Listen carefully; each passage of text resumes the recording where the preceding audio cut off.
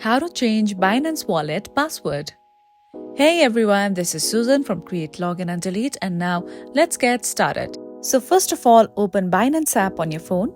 Here we go. Now at the top left corner, you can see this option. Just tap on it. Now tap on your profile here. Okay.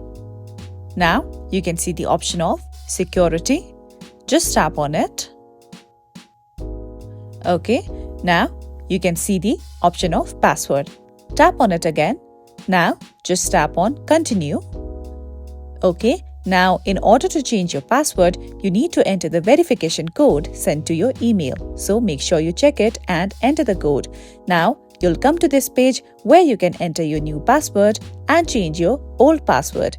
So by following these steps, you can easily change your password on Binance app.